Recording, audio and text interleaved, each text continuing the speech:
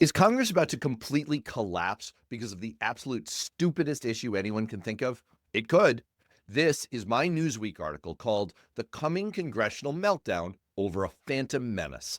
I'll tell you what the issue is, why it's so stupid, how we've proved that it's stupid, how it's mostly Republicans' fault, but with a dash of responsibility for Democrats, and where this is all likely to go next.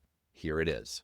Don't look now, but the political parties are increasingly likely to collapse into their ugliest dysfunction in memory. And it's over an issue that makes 2025's gerrymandering spat, previous record holder for stupid, destructive cell phone politics, look positively Einsteinian by comparison.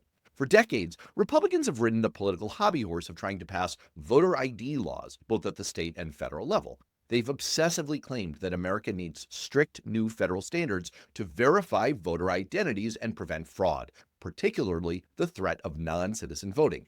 But it's a ghost story. Study after study has shown that voter fraud of any kind is virtually non existent.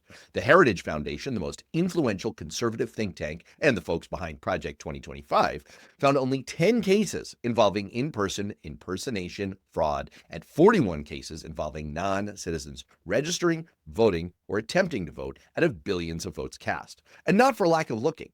And the most comprehensive review of non citizen voting looked at 23.5 million votes in areas with high immigrant populations and found just 30 suspected cases. That's 0.0001%. So you're 5 times more likely to be struck by lightning or attacked by a shark than to ever find a fraudulent vote in America. Heck, you're more likely to die in a sharknado.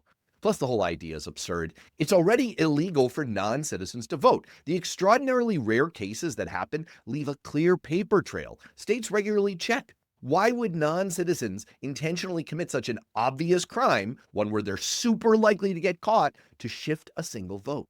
The thing is, congressional Republicans aren't dumb. They know that their substantive case is weaker than the writing for the movie Melania.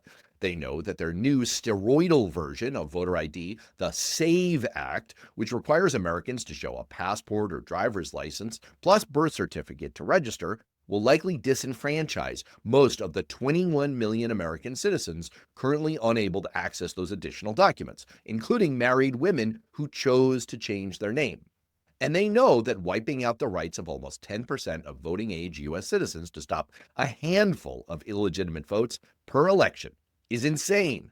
But they also know that these millions of disenfranchised citizens would come disproportionately from groups that tend to support Democrats more.